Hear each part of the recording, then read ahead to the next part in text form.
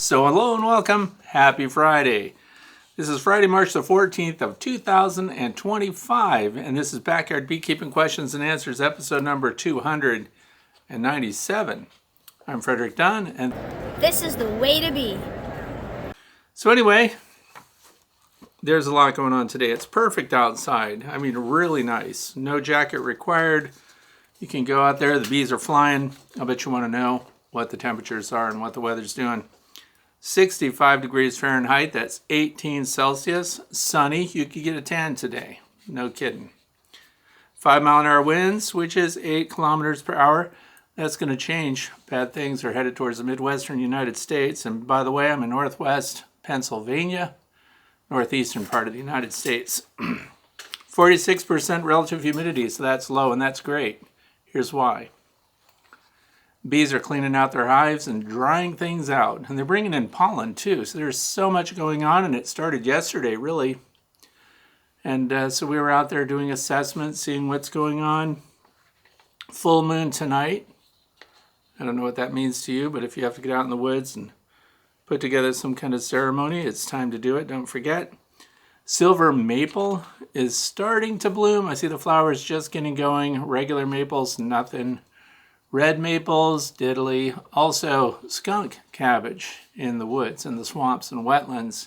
That's just starting to open, so the bees are bringing in pollen, a lot of it.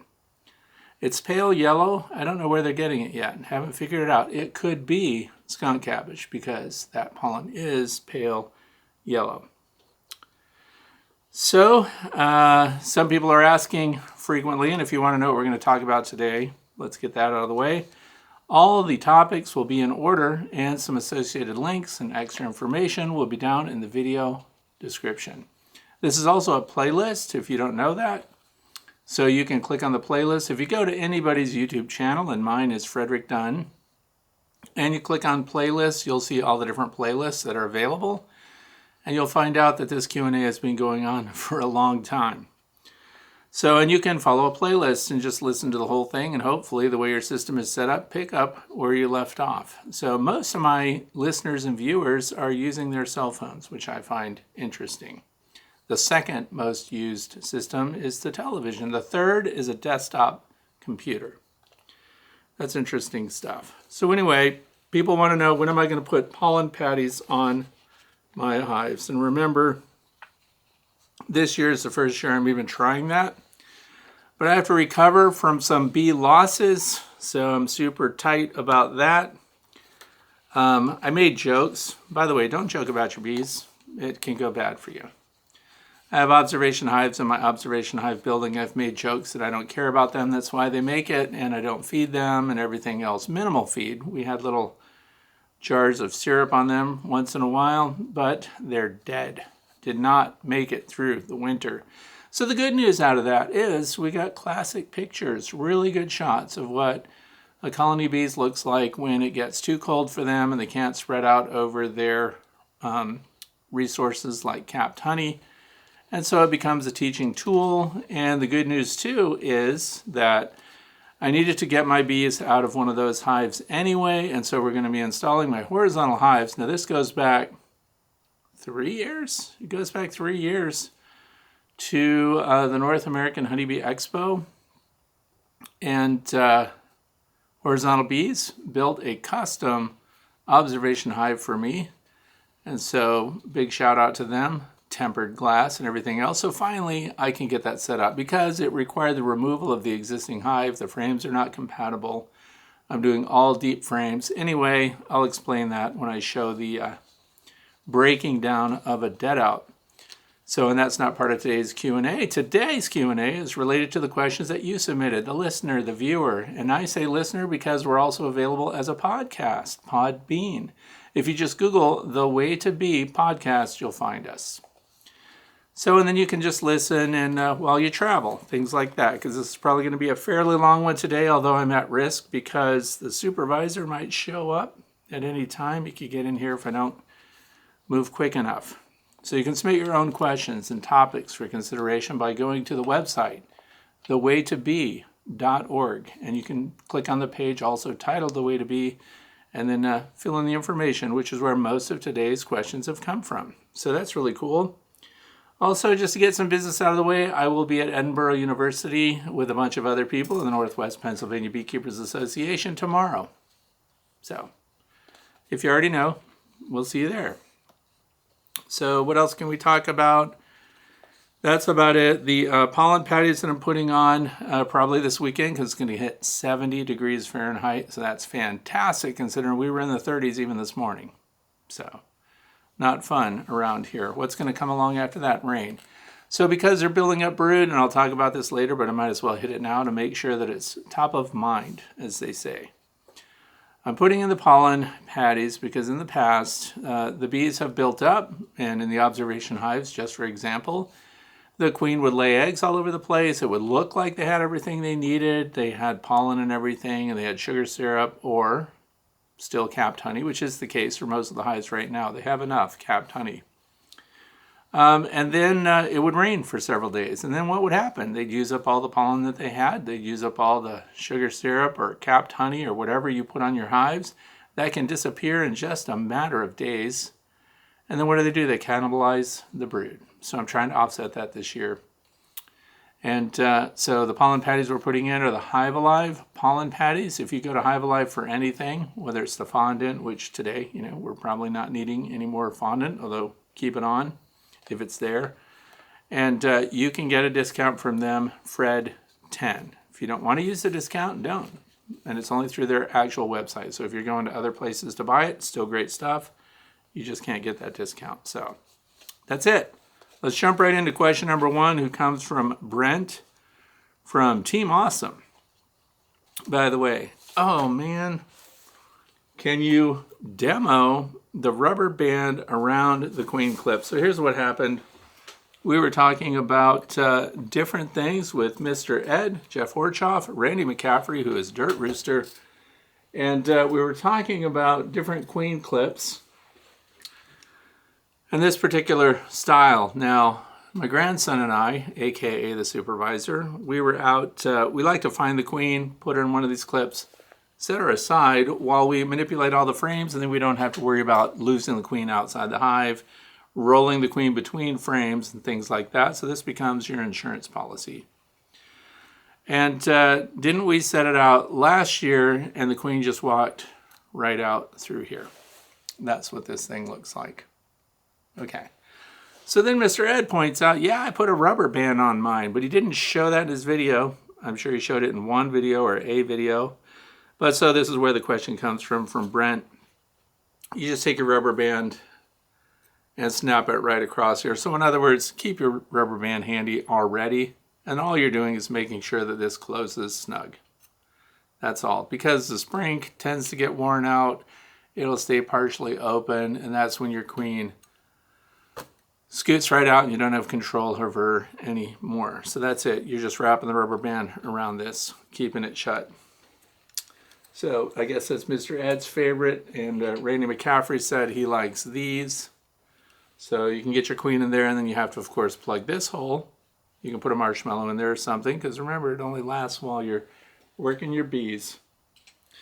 So that answers that question. That was an easy one. Moving right on. Next comes from John from Bear, Delaware. So not every day you get a comment from that state.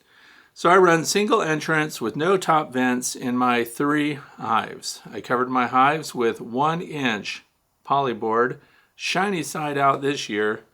When would you suggest removing it? Okay, so this comes up a lot, and my answer is the same. If you go to the trouble to insulate your hives, I'm not a fan at all of temporary insulation, like putting insulation on your covers and everything else, quilt boxes, all the other things that people tend to do. They modify their hives in preparation for winter time. I don't do that here.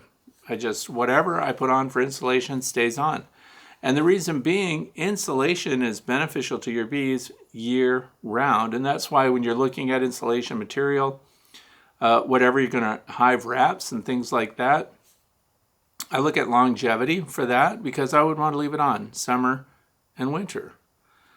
Insulating your hives, definitely helps. If you insulate nothing else, do the inner cover. And of course, then that just keeps condensation off your bees. And that was the big changer, the big improvement for my bees as far as being able to conserve resources going all the way through winter. So I can't speak to that taking it off. 1-inch poly, shiny side out.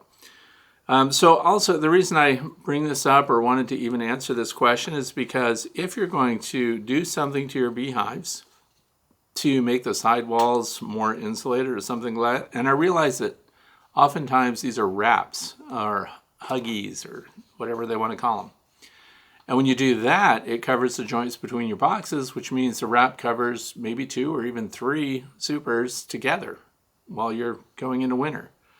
And some even fold over the top. And so they're not practical for leaving them on the entire year. So if that's the configuration that you have, when you start seeing that you don't have freezing temperatures at night, that would be the time to take them off and of course put them in your storage area. But it's another thing you have to store. So I would look at maybe getting hives that are a little more insulated if that's what you need where you live, or making something a little more permanent that you can paint and weatherproof and then get that on there.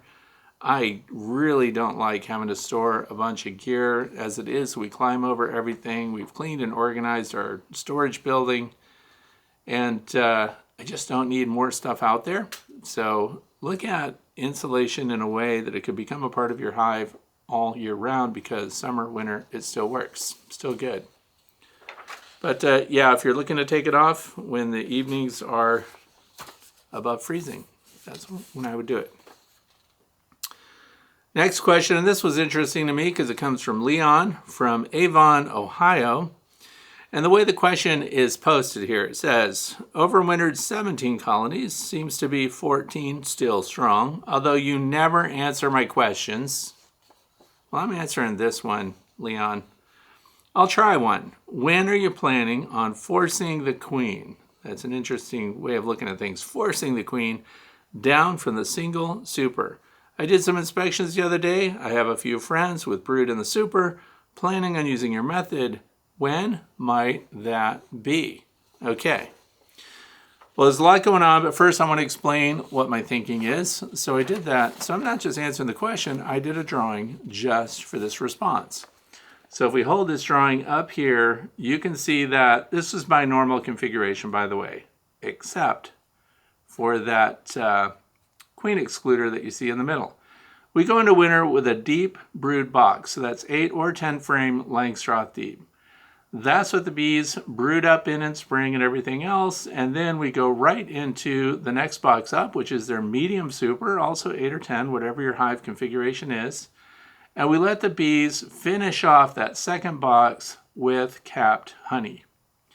So then what happens is, during wintertime, we have condensed down. So in other words, above these 2 boxes, that's what we build up our surplus, and that's what we're pulling off for honey harvesting during the year. And then when winter comes, what do? We end up with the medium super being the honey super that gets them through winter. So that's really handy. Now what happens in spring? In spring, they end up right in this top box. Sometimes they're bridging a little bit between these 2 boxes. And this is why in spring, sometimes you'll hear about people saying, we rotate our boxes, we under super. So they would take that top box, put it on the bottom, and put the bottom box on top. I don't like that because your bees have already arranged themselves very specifically, and now we're messing that up.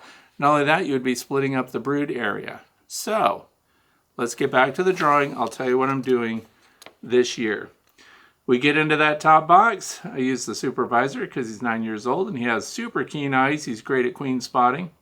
We'll go through those frames and we'll find the queen. We take the queen out. What do we do with the queen? Put her in our queen clip with a rubber band on it.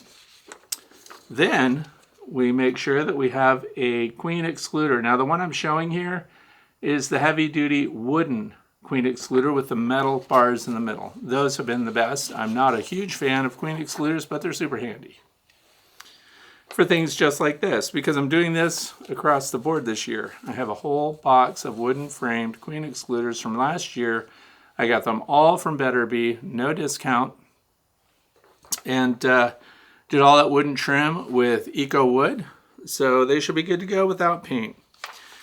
And we will find the queen. If she's already in that bottom box, bonus, all we have to do is put the queen excluder on top of the bottom box to keep her there. Now what will happen is they've already started brooding up in that middle box, or the next box above your brood box. And that's fine, because they'll just finish. The nurse bees will not abandon the brood. But a lot of bees that are in your colony that's building up right now will follow the queen and take care of her too. And then what will she do? She'll start laying in the bottom box because she can't get through the queen excluder. Now the next question that comes up, she's down there, she's brooding up, so she's laying eggs, and eventually, you know, all the brood that's up above, they will emerge from their cells and then they'll move down. And also, if we're doing this early, that's why the timeliness of this comes in. I want to do it before they're developing drones. Because if there's drones above your queen excluder, they can't get out. So you could have a temporary top entrance to let your drones out later if you mark it on the calendar. Like if you see that you've got drone eggs in drone cells, or if they're already capped, for example, then you'll know when they're going to emerge and there won't be any more eggs being laid up there. So this is a great study for kids. They can mark their calendars, they can note eggs, larvae, they can notice at what stage of development they are, and then develop a calendar for those backyard homeschool kids that then they can plan when the drones will emerge, and then they can just let them out. In fact, you can let your drones out just by doing an inspection, because if they're trapped in there, you pop that inner cover to look at them to see how things are going, and they'll fly right out. So they're not going to die just being stuck in there for a while. So that's what I'm doing now. Will I remove the queen excluders? I don't know yet, because I have things I want to do this year. So I'm going to play around with queen excluders. I won't necessarily do this to every single hive, but when we do it here, because I'm in Pennsylvania, we seem to be behind everybody, because I'm even behind the people that are just 15 minutes to the north of me because they are in lower elevations. We all have our own little microclimates. So when the queen goes down there, she'll be stuck. Also, this is kind of, someone else said, that sounds like virtual Demarest method, you know, but I'm just not pulling frames and moving frames of brood around. I'm just putting the queen down below. So any way you slice it, we've created more space for the bees because they won't be congested up above, and maybe that will have some impact on their propensity to swarm. I'm going to give you one last look at the drawings so you can see what we're doing, and I did write those up there. So you can try this out yourself. It's just bio theory. So for Leon, yes, I answered your question. Did a drawing just for you. Question number 4 comes from John from McLeansboro, and the county's Hamilton. Anyway, just opened my top bar and Leon's hives last week to take a peek inside. The bees in late February had started bringing in maple tree pollen, etc. Just wanting to check and see if they had plenty of honey. My 4 hives all had 5+ bars of unused honey at this time. So that's great. You've got 5 bars of honey. So if it's a top bar, that's, you know, the equivalent of 5 frames for the top bar world. Anyway, did not want to go down into the brood section, considering still may be cool in the evening. So not wanting to disrupt brood, that's not bad. If we see all this pollen coming in, by the way, you're set. The only reason to inspect brood this time of year, still pretty early, but you would be looking to see if they're developing queen cells, already making preparations for swarming and things like that. So my question is, will they at all use this honey during the March brood buildup? Or will they bring in enough nectar to take care of the young bees? If so, then is it okay to harvest the extra honey so that they'll have more room in the spring? What would you do? That's the key part. What would I personally do? Okay, I'm not pulling honey off of anything that's got bees in it right now. The reason is, here's what's happened in the past. It annoys me a lot, and why I've also gone to these pollen patties for the first time in all of my beekeeping years, which has been since 2006, by the way. Because last year I was hugely disappointed to see them cannibalize their eggs, right? What happens is they get going, like right now. There's a lot of pollen coming in. They're getting some nectar too. And So it seems like we would be safe pulling off surplus capped honey, but I say wait, and here's why. There's a big storm system coming through. This has happened in the past. If we get 2 or 3 days of rain or high winds or conditions under which your bees cannot forage, what do? They've just increased their demand for resources inside the hive because they're brooding up. The most demanding time, of course, your egg hatches on the 3rd day, right? So after 3 days, you've got a larva there that has to be fed. Now, nutrition is critical for them. So the number one thing that your bees need is an energy source. So the energy source is that stored honey. They can use that up remarkably fast. So you go in and I look at observation hives and I see that I've got a whole frame of capped honey up there. These guys are good. 2 days later, it's all gone. Why this rapid consumption of stored resources? Because they're brooding up and all this open brood has to be fed and they're feeding it frequently. So if they can't keep up with it, they can't feed it, then they cannibalize it, they get rid of it. They don't feed the things they can't take care of. Oftentimes you'll see that they'll back off, and what's the first thing they get rid of? Drones. So you'll see a bunch of cast off, developing drone larvae and things like that. So leave it on. That's the bottom line. Leave those resources on until you know for sure, until you get one of those days where you walk in your bee yard and you can smell the honey in the air. They are set then. So much better to start to consider maybe supering when things are warming up rather than remove that stuff yet. And then we have the smell in the air and everything is in bloom. And for me, my key for that is dandelion bloom.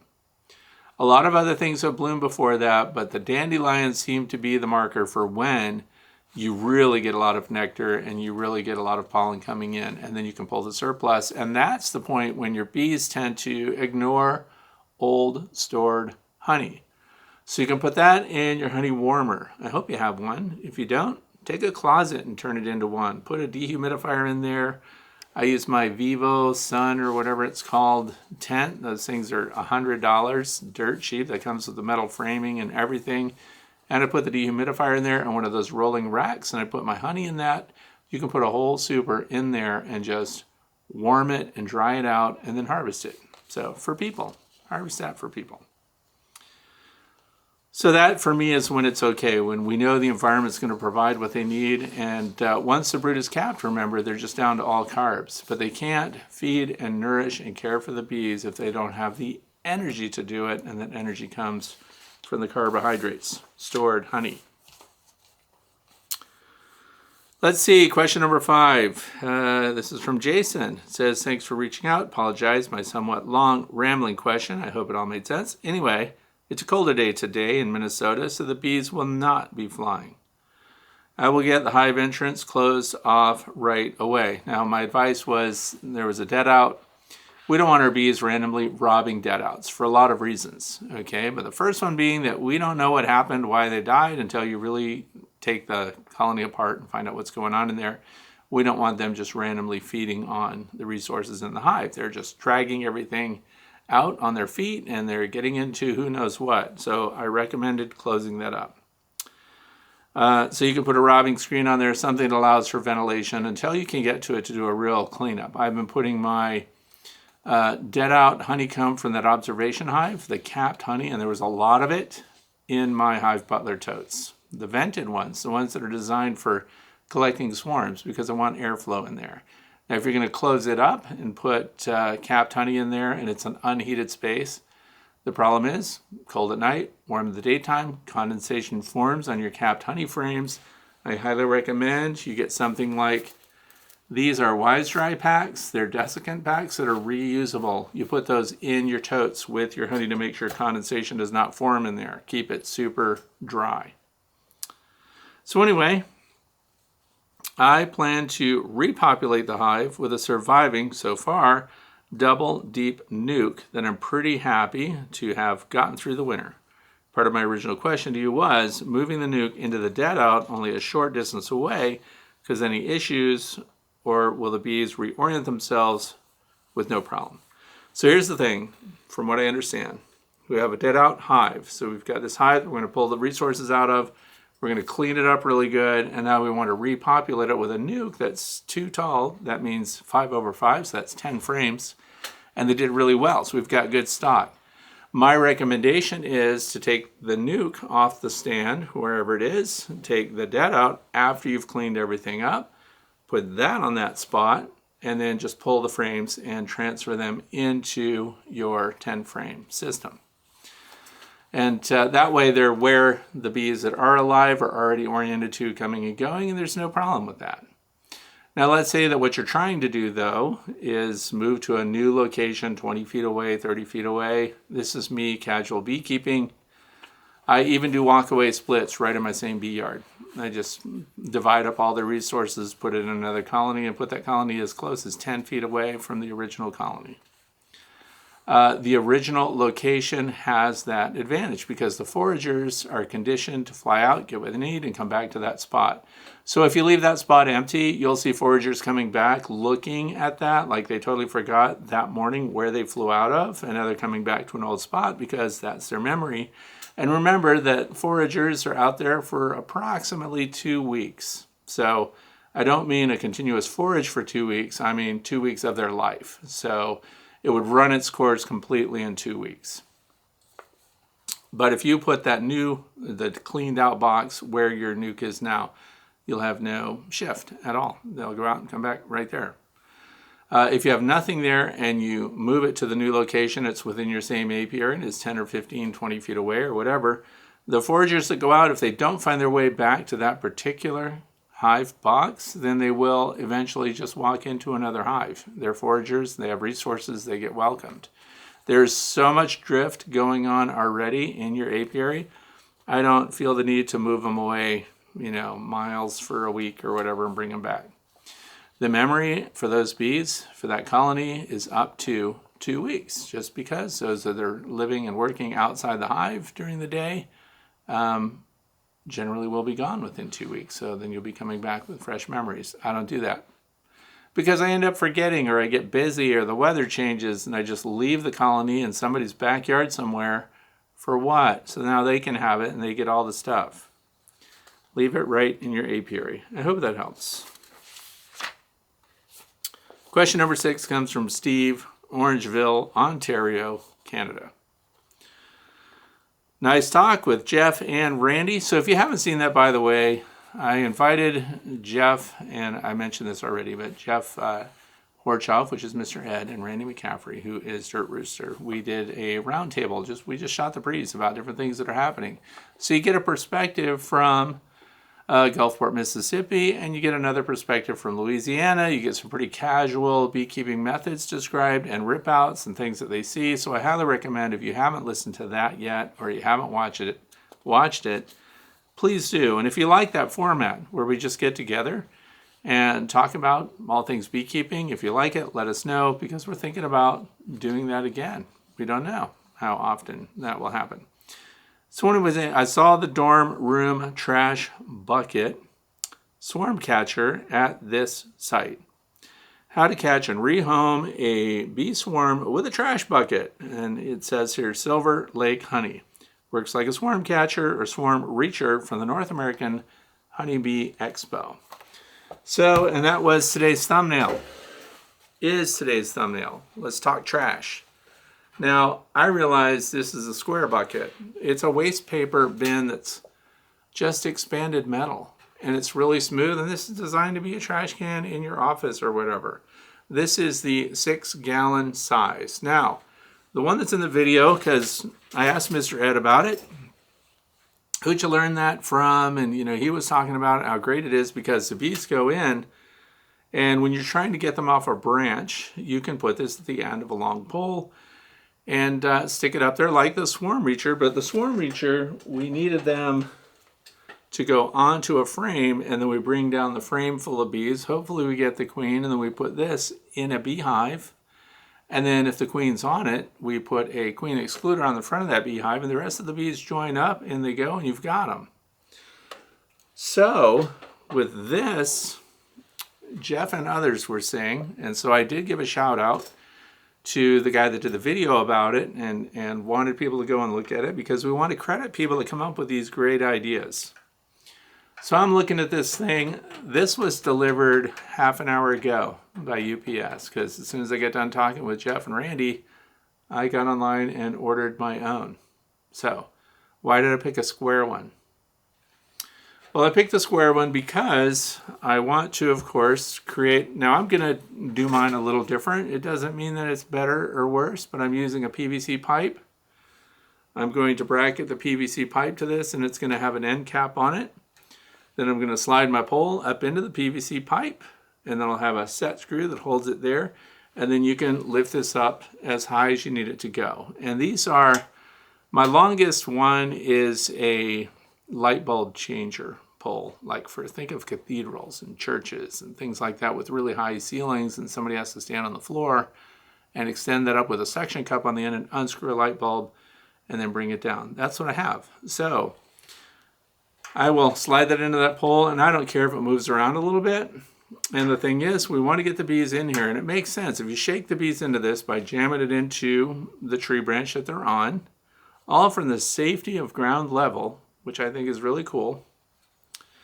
Now, if the queen gets into this basket, the other bees join the basket. Now, keep in mind, they can smell through it. So this is just a screen and the air passes through. So I expect other bees to glom onto the outside of it too, because they smell the queen and they start to get close to her.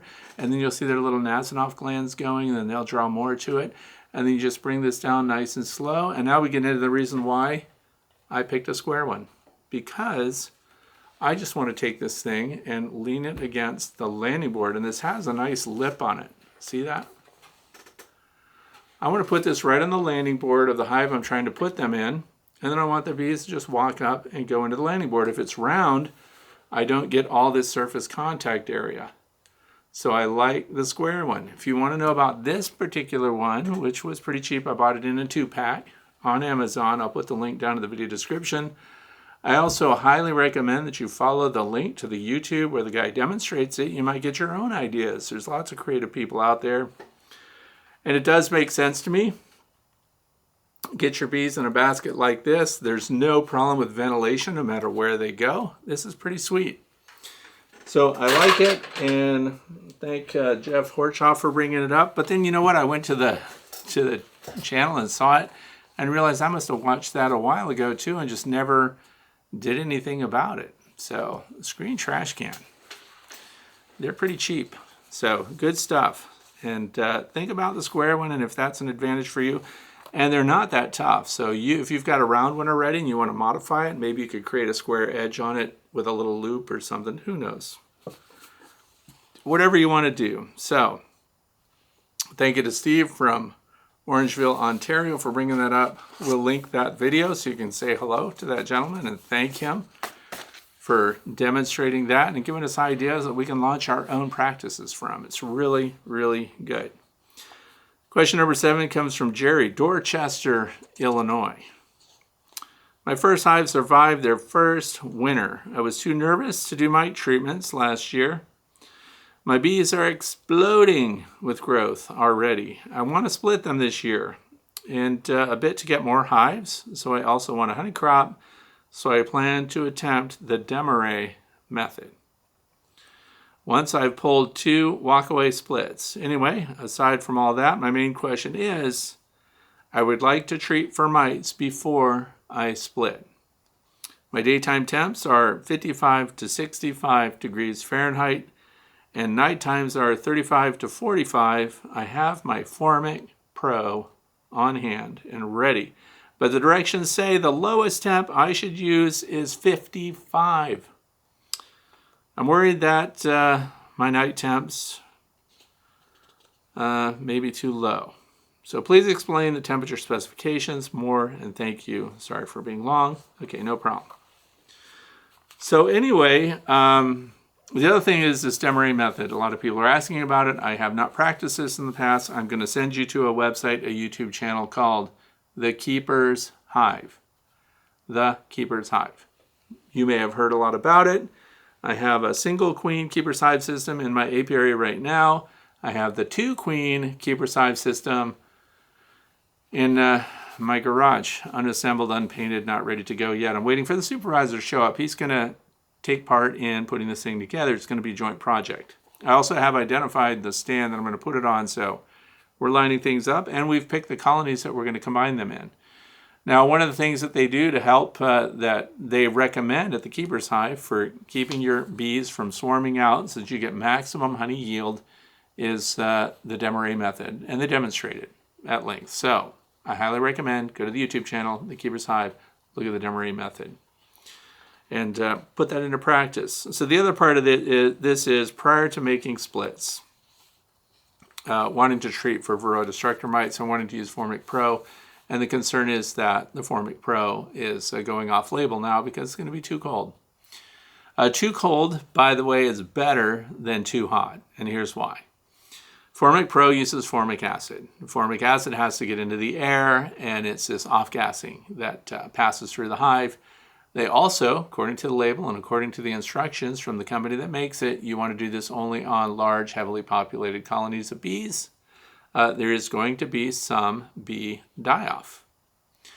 Now, it's volatile. So when you first put it on, in fact, you have a duration of treatment, right? So you'll be putting that on single or double. There's two choices as far as the length of treatment or the intensity of treatment. If it's too cold, it's volatile. So it needs these warmer temperatures in order for the fumes to get into the air, and for the bees to fan it around, and then, of course, to get the Varroa destructor mites to die. So, if it's too cold, the volatiles don't work as well. In other words, if it's too cold, your bees are going to go into torpor again. They're going to make a tight cluster. They're not fanning things around the way they need to. And so you have a lower dispersion of that formic, right, that's supposed to be in the air to kill your mites. This is an organic treatment, by the way, considered a soft treatment. And it is very efficacious, which means it kills a bunch of Varroa destructor mites. And so if it's too hot, though, on the flip side of that, that means it releases too much of that formic too soon and too high intensity. And so that's when you have hundreds of bees boiling out of the entrance of your landing board because you just created an environment where those volatiles in the air are driving your bees out of the hive. And this is where some people, even in my own club, used it and didn't realize how warm it was going to get during the day. They got this sudden warm up, and then it was too hot, which meant that during the early, especially the first 72 hours, really critical your temperatures are. After that, they kind of taper off. And I did an interview with a representative from NOD, so if you want to see that interview, there is a page on my website, which is thewaytobee.org, and there's a page marked interviews you can watch and listen to. And you just look at the one from NOD. We talk about specifically Formic Pro and all of its parameters, how it works, and what happens if you leave it too long, for example, stuff like that. But that's what's behind it. You'll get not as an effective a treatment if the temps drop lower than anticipated. So not the end of the world, though. Remember, too hot, kill a bunch of your bees. Now, the other thing is a lot of beekeepers, a lot of people that are speculating, right? When it comes to a treatment, some people will hear somebody say, well, that killed my queens. And then they'll tell everybody else, that stuff kills queens. Well, you need to look at the scientific studies, and you need to see what the conditions were that were going on in the environment where the formic was used, and what the situation was with the queens, because they have to do scientific studies. Bigger operations use it, people with a lot on the line, not backyard beekeepers like us. People with a lot of investment use it, and if it were killing all their queens, then they would make it part of their normal queen replacement regimen, which some people do. And if they're just treating and then they're finding out their queens are still good, then obviously it didn't damage the queen. So the key is operating within the parameters of the label always, and making sure the temperatures are going to be what they're supposed to be, and follow the instructions. There's some people that forget you have to remove your entrance reducer. You have to do all these other things. And then some other people will say, well, if you take out the entrance reducers, now they're going to get robbed. There are going to be no robbers coming to a hive that smells like Formic Pro. So during that treatment cycle, I don't think you're at risk of being robbed out. So follow those guidelines, and You can't complain about it not being good if you don't follow the label, and then you turn around and say, "Yeah, stuff didn't work." So follow the label. It apparently works. I have not personally used it. I have it on the shelf. I reinvested, I bought more of it, and it's my backup plan. If I find out that I need a real shock and awe kind of attack on the Varroa destructor mites, like I just suddenly get some colony that has 300 mites in a count or something. This has never happened to me, but if it's not on the shelf ready to go, I can't take care of a colony that's in trouble.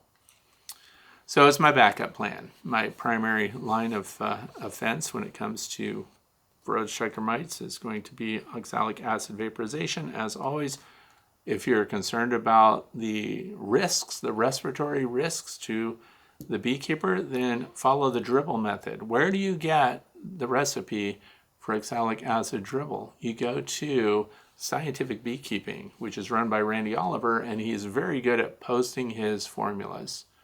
Get your own dribble going, which is something you can do in conjunction with doing your inspections in spring. So very benign, very easygoing treatment. Let's see, this comes from Jay from DeMond, Ohio. It says, what's your opinion of using buckwheat? I have heard that the bees get aggressive in the afternoon when the flowers close. Buckwheat. So I should say that this year, now buckwheat, this is where we get into trouble, right? Because buckwheat apparently is a non-native plant, and a lot of people visualize wheat. This isn't wheat. This is very different. And I don't know why they call it buckwheat. Bucks eat it, maybe? I don't know. But anyway, it has a high nectar content. It's very good for soil building, so it adds nutrients to soil, so it's a great cover crop. And most of the information, frustratingly enough, when I try to do research on buckwheat, because now I have a lot of it and I plan to seed with it, it germinates really fast. It'll grow in really crappy soil. And if you've got like a weather forecast ahead where you're going to have rain for the next 3 or 4 days, this will germinate in 3 or 4 days. Very interesting. So it's good for the bees. It's a non-native plant. And that's where I say, you get in trouble because I get people that want me only to plant or deal with natives. And when I find a non-native, they want me to get rid of it. And there are even, there's whole movements behind native plants only. So, but as far as bees getting aggressive, here's what happens based on my own observations is bees are very content when nectar is coming in strong. And especially at the end of the year, I've noticed this because what happens is as the nectar resources start to wane, as they start to disappear, and also at a time of day when the nectar is being withheld by the plants themselves because it's getting cooler, the sun's setting, whatever's going on, your bees can become more intense, more frantic about their search for those resources because the time is limited and bees are highly productive. And I don't know about them becoming aggressive, but they definitely become intense about getting their resources in. I don't know if you've ever been around a robbing situation, but it is like Black Friday at Walmart or Kmart or whatever, and the bees are just going intensely after those resources. And there's a lot of fighting that actually can happen when you have a surplus force and not enough of the resources available. So I'm just guessing that that's kind of where that comes from, but they're just intense about getting those resources when they really need them. And in the opening or the beginning of a nectar season, when there's plenty of pollen and plenty of nectar out there, you almost don't even see guards on landing boards. So then it all matters, time of year, what the resources, what the demands are inside the hive, and what the environment's providing. But time of day, just closing out because they're closing at the end of the day, just creates more competition for those last hours. Question number 9, this comes from Brad. I see in this old video, I missed hearing your voice. Get so much out of listening. Okay, so early on with these old videos that I made, I only put text on them because early on, I had somebody tell me that my voice was terrible. They never wanted to hear it again, and they only want to hear the bees. So I complied and went ahead and just typed in text and everything, which I really regret now. So anyway, it says about the placement of the queen cage.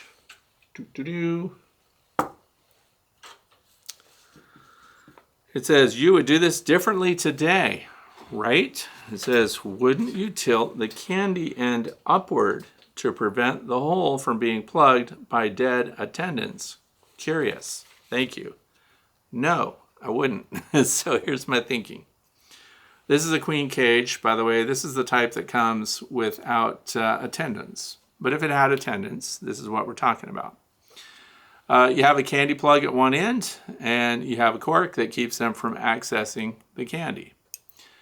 You will frequently hear people tell you, and it's okay. If you follow that rule, you won't fail, right? I like to fail safe, but I also know what's going to happen with the queen. I have never lost a queen in a cage. So what's really important is the screen side of the cage. That needs to be open and unobstructed. So when you put it between the frames, push the frames together, the screen is to be open for ventilation, and so that those bees that are residents of that colony can feed that queen. Now the thinking is there's two lines of thought, right? So in this picture I put it in horizontal. And I also can put it candy side down. And then when the bees shoot through, now what happens if, this is the concern, what happens if the bees that are resident to the colony get a hold of those workers in there and kill them? Or what if they don't feed those workers, which is more likely than actually killing them? So less often are they actually killing them through the screen, but what they're doing is they're not feeding the workers that are in there, so they're not getting water, they're not getting what they need to survive. What the bees are doing is feeding the queen, taking care of the queen. So however it happens, let's say the workers are dead and they're straight over the hole where the candy plug is. They'll say that now it plugged it and now your queen dies in there. No, she doesn't, and here's why. What's happening? Where is your queen getting her food and resources right now while she's in this cage? Through the screen. Who's feeding her? The bees inside the hive. Now, what if the queen can't get out of that hole? Will she die being fed through the screen? No, she's still alive. They're still taking care of her. What are you going to do as the beekeeper when you've installed a queen in a queen cage inside a hive and hope that she comes out on her own? Let's say, worst case scenario, the bees are dead and the worker bees, even the undertakers in this hive, have forgotten how to pull a dead bee out and drag her away. Let's say that's happened. They've forgotten, they don't know how to do it, and there's dead bees in there and the queen's in there. Well, you, as the beekeeper, have come back in 3 days, and you're going to check to see that the queen has exited the cage. And if she hasn't, what are you going to do? You're going to let her out. So you will just pull the cork on the other end opposite the candy, and you'll let your queen go out, and she can go her happy way. She doesn't die of starvation in that time frame.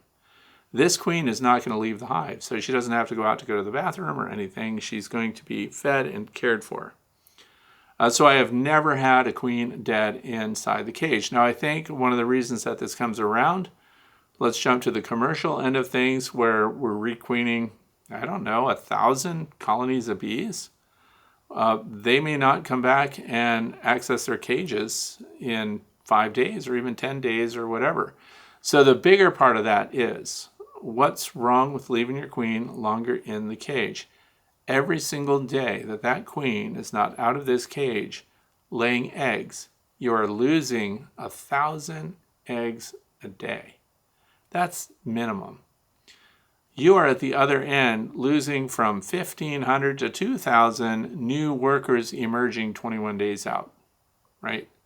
So the longer that the queen is in this cage, the worse it is for your colony. That's why oftentimes when I see that they're just really trying to feed her and that they know I don't have laying workers or other things like that that make your bees kind of defensive towards a new queen, when I find that they're receptive to that queen, I do a direct release, and I've made videos about it and show you how to do it. So no, I would not change how I orient that. There is another cautionary statement, though, which I actually think could be important. And for people that have the candy plug in there, because the candy plug is really a mixture of powdered sugar and stuff like that. So if the candy plug were straight up above, and that is the only entrance, and you put that in a hive and that hive gets really hot, and for some reason that candy plug liquefies and drips down on the queen, I think that's the only real risk for the queen, is that she's ending up in a hot environment and the candy melts down onto her. I've never had that happen because I live in Pennsylvania. I haven't had those kind of temps inside a hive. but I've never had a queen die. And the only key is make sure it's ventilated, that the screen is accessible to your nurse bees in the hive so they can attend to the queen through these holes. So that's why I do that. So once again, people hear about it and they think dead bees. Let me know if you've ever seen dead bees. Keep your queen from exiting that cage. But the other thing is these cages are not with attendants in them. So let's say you're really worried about that. You can get something called a queen muff. Just thinking on the fly. So this is queen muff. Now this thing will actually hold a whole frame. So you can pull a frame of brood with a queen on it. This is Velcro. You open it, you stick that right inside here. You put your hands through these openings on the ends. And we've got our queen in here. We put that inside like this. And you have your tweezers in there and you pull the cork out and you get those workers out of there. And with the queen still in the cage, you put the cork back in and you take it out. Now you have no workers with her and you just eliminated that risk. So that's a queen muff, whatever you want to call it. And I got that also from Better Bee many years ago. And I have used it just a handful of times, so it can be handy. If you're going to teach someone how to mark a queen, for example, things like that, and you want to hold her with your fingers, then something like that would keep her from flying away. Question number 10 comes from Derek. What is the timing you're planning to use and to add the Hive Alive pollen patties? Just put it on anytime? Or are you trying to time it with spring flowering? That's a great question, by the way, because I know this is a transitional period. People are excited that their bees are alive. For those of you who lost your colonies, this is a great chance for working with the colonies that are residual in your apiary, and we can really bolster them, right? So we can get their numbers up because you're probably wanting to make splits to recover your losses. So the thing of it is, it's just like the Hive Alive fondant that's on. And of course, the pollen patties are superior to Hive Alive fondant when it comes to, they have the protein source, so they can actually aid in producing brood. Where the Hive Alive fondant itself is an energy source for your bees. It does help with nosema, according to their research, but it's not going to help them grow brood other than giving them the energy they need to do it. So the pollen patties are going to help with that. And so the discussion has been around like when to use a pollen patty, and I've said in the past, because I listen to everyone I can find that's an authority on bee nutrition. And so feeding in the fall was questionable. In other words, brooding up using pollen patties in the fall, things like that, when nature goes to sleep and the stuff is not being provided, that's been very iffy as to whether or not that investment would pay off. So, but the one thing that they all agree on is if someone is trying to build in the spring, before all the pollen is really kicked in, and that's key to this question, putting your pollen patties on now helps them do what I also described earlier today, which is rear their brood without cannibalizing it in the event that all of a sudden there's rain or inclement weather and it prevents them from getting new resources. So it can sustain your bees. So if you wait until flowering, until the environment's kicking in, it's not helpful to put it on then because your bees are going to go with what's out in nature. So if your dandelions are already blooming, too late, don't use the pollen patties. And that's when you can use it to save your bees. If you live in an area that gets a July dearth period or something like that, and you've got colonies that you have plans for that you want to work with, then install your pollen patties there. But anyway, to answer the question, now. Put it on now. So where I am, temps are in the 70s. They're going to be in the 70s tomorrow. Pollen patties are going on. It's time. Last question of the day comes from Aces HR9499. That's the YouTube channel name. We have huge temp differences from 0 to 75, and the bees are out when it's warm, so I put out water. But should I put out the dry pollen anytime soon? South Central Nebraska. So the dry pollen or dry pollen substitute, I'm going to guess it's dry pollen substitute. There are 3 major players in the dry pollen substitute market. So I'm using AP23, which comes from Dadant, because it was the top performing in lab tests, the top performing pollen substitute for helping produce and support the production of brood. So the thing is, it's out right now for me. So I put it out today because the bees are flying and foraging. Keep in mind, pollen is already coming in. So they're going to ignore the dry pollen substitute when they find an alternate. In other words, real pollen. And so when they go out to do that, depending on where you are, if your bees are flying and you see a bunch of scouts checking every crevice on the side of your house, windows, you go out with your cup of coffee, they're in your face, that's a good time to put out your dry pollen substitute. Also, I highly recommend that you use those cardboard style egg cartons to do it. And that you set it on a tray and that you bring it in at night and put it out after 10 or 11 in the morning when the sun is shining and your bees are once again foraging.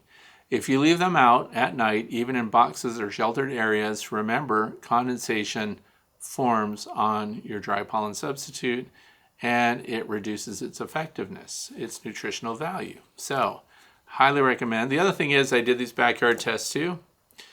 Placing your dry pollen substitute in sun or shade. Putting it in the sun got more attention from the bees. In fact, when we had several cartons laid out, and as the day progressed and the shade moved across the dry pollen substitute, we did time-lapse video sequences.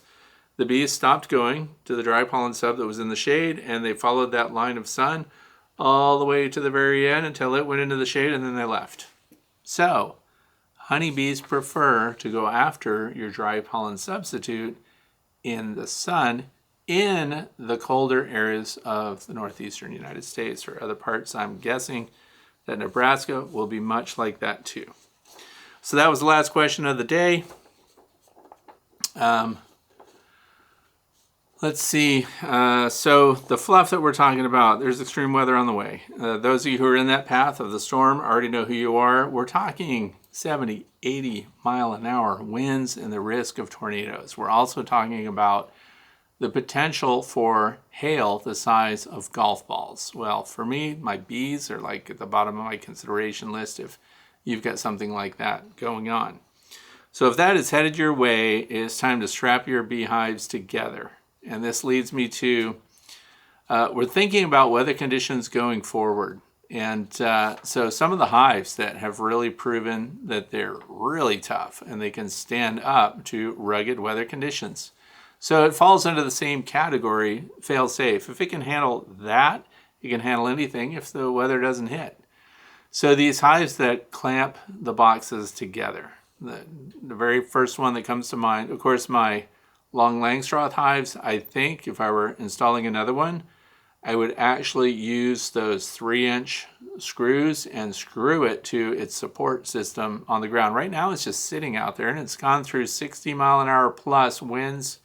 It's been through all kinds of extreme weather conditions and hasn't budged an inch. But if I were trying to be safe about that, I would definitely screw mount it. Now the other thing is I have the top bar hive that is not out yet, but when I do put it out, it's going to be screwed securely. It's not going to sit on the legs that came with it. So I'm going to make a hive stand that goes well into the ground, probably 3 feet, and then it's going to be bolted to that, screwed and bolted down, because I'm thinking ahead for extreme weather conditions. I don't want anything to go anywhere, and I'm not a migratory beekeeper, so I don't have to pick it up and move it at all. So clamping your hives together. The most durable weather hive that I have right now that's a Langstroth style vertical is the Apame hive system because it bolts completely together. That thing could fall off its stand and roll across a field and be 100% intact. So that's a tough customer as far as the hives go. Now the other side of that is you can buy those clamps and clamp your boxes together. And I think of things like the nucleus hives that are made out of wood that I'm stacking 3 high. That's a tall, narrow, proud to the wind stance. In other words, it's got a lot of surface area. It's really going to be hit by the wind, and the wind is going to act on it more than it would a shorter, stockier, heavier hive. So having those clamped together, that's on my list of to-dos this year, is to put those kinds of clamps, the same ones I have on my long Langstroth hive that keeps the top shut down. They're adjustable. They're very solid. And so I'm going to be doing more of that because some of the things that happen during wintertime, where that you go out there, I don't know how these boxes move because they're propolized together. Everything is really good, but you'll see now you've got the super is offset just a little bit, like a 1/4 inch, and maybe the little seam opened up. So whatever happened through winter that got that to do that, I could have solved that problem and not had to go out there. I use bar clamps, and I slide the bar clamp on, and I use that twister to bring the box back into alignment, and then we're just cinching it with shipping straps. Clamping your boxes together, very good, because that's going to help you out. Bear comes up. I had a bear come and tear off a landing board, just solid one-piece landing board, just tore off the front. Didn't get into the box, didn't get into the hive.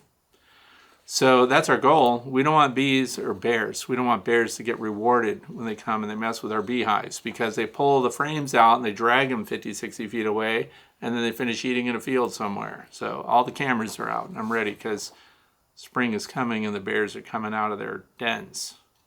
So storms, all this other stuff. Just think about what's going to keep your hive together in the event that it comes off of its stand. The other part of that is really good stands that we can secure our hives to so they don't budge, they don't go anywhere. So that is coming. If you're in that path, I wish you all the best.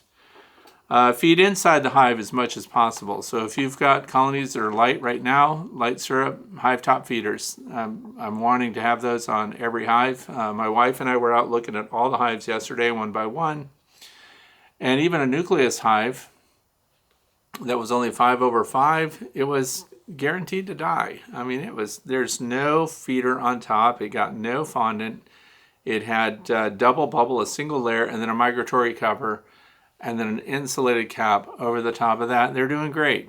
So no supplemental feed at all, no fondant, nothing but double bubble, and I wrote them off. I get spoiled because when you have too many bees and you run out of equipment, right?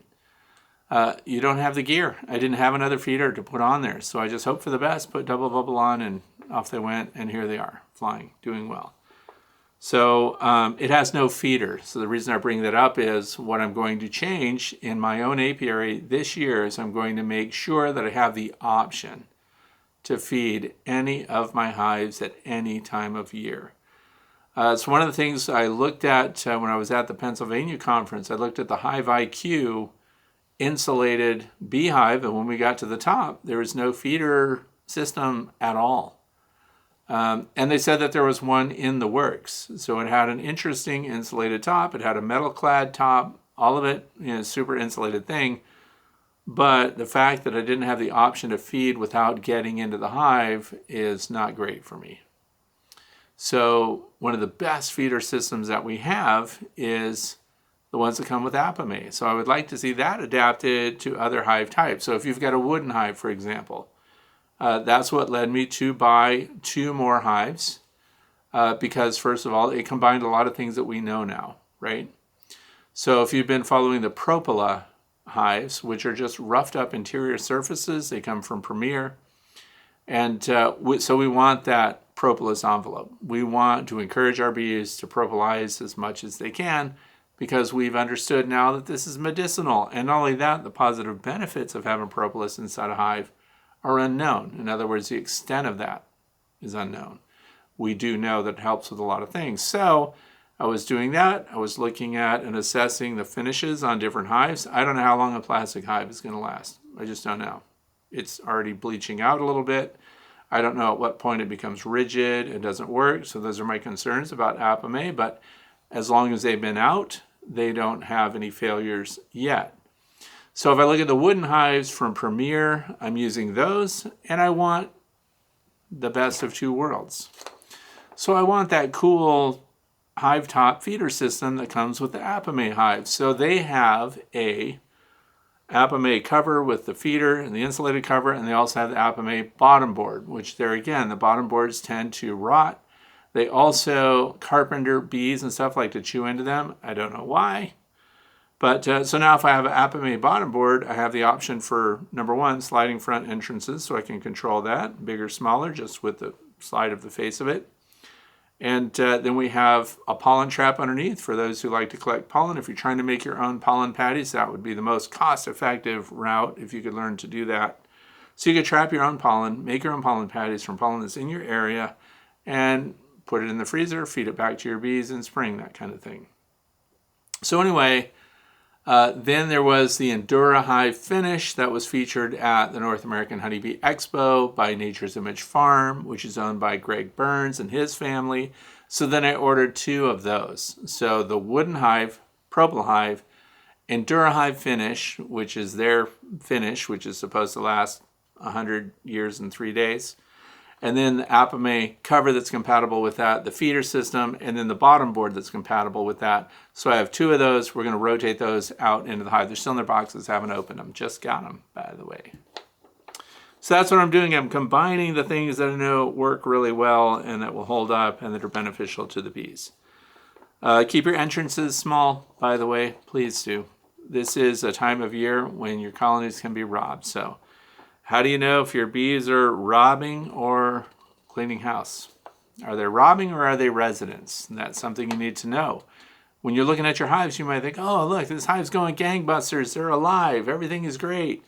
But I want you to pay attention to the entrance and landing board behavior of the bees that are there.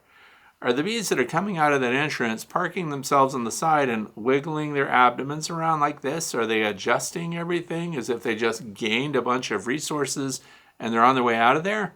Like they are robbing the place? If you don't see these things, if you don't see the bees at that entrance dragging out dead bodies or dragging out detritus and getting rid of it, if you see that, those are resident bees and the colony is alive. If you see pollen coming in and going into that hive, usually around, the peak pollen is around 2 p.m., 3 p.m. When you see a lot of that going in, they're good to go. They're resident bees. They're moving in resources. They're not there to rob it. Landing board, is the landing board nice and clean? So if you see a bunch of detritus, a bunch of bees wiggling their abdomens, you see bees are frenzied and there's no residents there at night, you've got a dead out and it's time to close it up. We don't want our bees robbing out a dead out. You want to get in there and assess it to make sure you're not spreading disease to your other colonies. So, very important stuff. There's a lot going on. Combine your weak colonies. So that's what I'm doing too. We have our apiary is too large. I have concerns that we are taxing the environment too much, the immediate environment. So if we have too many colonies here, it is a great opportunity in spring now to look at those that have smaller clusters that are maybe occupying only 2 or 3 frames in your deep box because they're weak coming out of winter. That's an easy time, and that's why I was talking about those Endura hives that I just got with the Apame top and base, because now I can swap out old equipment and transfer all of those frames and combine 2 colonies together. So we can reduce the apiary size, strengthen the numbers in each hive coming into spring, and we can get now, if this is your target, to get a better honey flow out of your hives, so surplus honey out of them. And this is where, and I hope I didn't bite off more than I could chew, but this double queen system from the Keeper's Hive, I picked out the colonies that I'm going to install that. So we're going to remove 2 hives and we have to put the single Keeper's Hive there on the stand. It's a licensed stand, one of those really heavy duty 1,100 pound support system stands. We're going to put that on there and we're going to pull all the frames out of 2 colonies and put them on either side and we're going to kick it off. So it's going to be good. It's going to be perfect. But in theory, it's operating, although there are 2 queens in it, it's operating as 1 hive in that central column. You know, we're forecasting, but if it works well, we're going to have flow supers on there. So then we're bringing the positives of many worlds. So the Keeper's Hive, we don't have to lift anything. We can access the brood. They're both running single brood chambers, queen excluder up above. And going to be able to manage our bees and get lots of honey out of it. So I'm just letting you know what my plans are this year. So combining weak colonies, you can reduce your numbers and get stronger colonies. So why tinker around with too many colonies when you can now take the weaker colonies, your survivor stock, push them all together, and then make better colonies. Clean your dead outs as soon as you can. Also, your deadouts, if you clean them really well, clean the drawn comb and everything else. You've got brood comb in there. Blow everything out. Oh, this is, I have a black one of these that I got last year, but then I was watching a channel called Project Farm. He's a guy that talks really fast and he does all these super extensive tests on different equipment, tools, and stuff like that. And so these air blasters that he did tests on, this is called a Wolf Box. So you can look it up yourself. It's a rechargeable air blaster. The reason I like it is because last year I did a quick tip where I demonstrated a focused nozzle for your low pressure air system, which hooks into an air compressor. So you have 100 feet of compressor hose, and you go out there and you set up your cleaning station, and you could blow the dead bees like that had freeze kill and things like that, blow them right out of their cells, clean every cell with air, and it makes a huge difference. Scouts will check out colonies that don't smell like dead bees. But then I got this thing, and it has the same air pressure as the low pressure air system. So it has three different levels. That's top level, you got low, and then you got the first level. But this level right here, this thing would float marbles.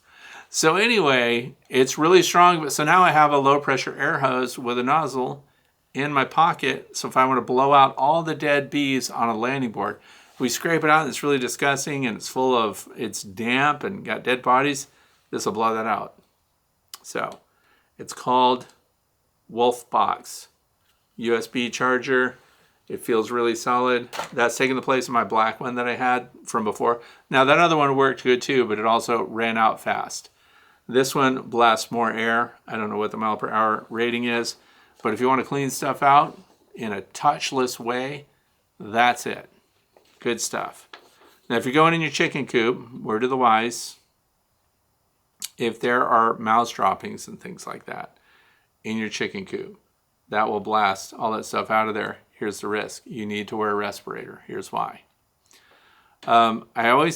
People often thought I was being overly cautious when I talked about hantavirus. So if you go to my website, I talk about deer mice, house mice, and things like that, and how touching them with your bare hands, blowing out, cleaning up areas where there's mice detritus. Mice drop waste material everywhere they go as they go. Hantavirus is something that people say, yeah, what are the odds somebody's going to get hantavirus? Well, famous actor's wife died of hantavirus, and that was what they discovered over this past week. And it's not a joke. So don't breathe in dust from places where there are animal droppings. But the flip side of that is you could take, this is, obviously I'm not going to do it here, going to mess up my room, but I could take this thing and blow this cup of coffee empty. It could be full of coffee. I can blow it all out of this in less than 30 seconds.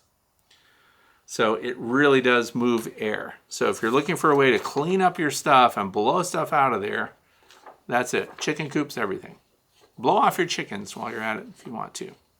They won't like it, but you can do it. So that is a really good thing. Combined with colonies, clean your deadouts, and your deadouts become your swarm traps. That's what I'm doing this year, because last year I had such good luck. I don't know why I'm lugging them around to the tree line and putting them up so high and everything else, because the bees were scouting empty bee hives that don't leave pollen in there. And please don't leave capped honey in there. We just want the comb. We want it to feel and smell good. We want it to be lived in. And you can put a little touch of lemongrass oil, or you can put Swarm Commander in there when you hit peak swarm season, and you'll start picking up scouts on these colonies. And I haven't had wax moths and stuff move into these empty hives, so maybe I'm just living in a great spot, but it works really good. But anyway, if you're going to put out swarm traps, do it now. Here's the thinking. The scouts are checking out areas for occupation weeks ahead of a swarm emitting from a hive. So you want to have those things positioned early and ready to go. And also thank you to those who supported the Northwestern Pennsylvania Beekeepers Association Fund Drive. It is a nonprofit organization for the pellet sales. These are switchgrass pellets that we use for smoker fuel. and they burn all day. And for those of you who went ahead and ordered that, I appreciate that. It helps us with our outreach with teaching about bees. I get zero profit. I get zero benefit from recommending that. It is just a fundraiser. So you can go to the Northwestern Pennsylvania Beekeepers Association website, or you can just Google search Northwestern Pennsylvania Beekeepers Association pellet sales. And you can get those, and they ship out to you. And if you're tired of your smoker going out halfway through the afternoon, this will fix that problem. I wouldn't and couldn't make it up. Nobody is complaining about these smoker pellets. Dense, cool smoke, burns all day. You only have to fill up one smoker and you're good to go. And the bee response is very good. In other words, they react to the smoker right away and they're calmed. So it works in every regard. It comes from Ernst Seeds, so we're thankful to them for also helping us out, because you can't just go and get them. You can't just buy them from Ernst Seeds.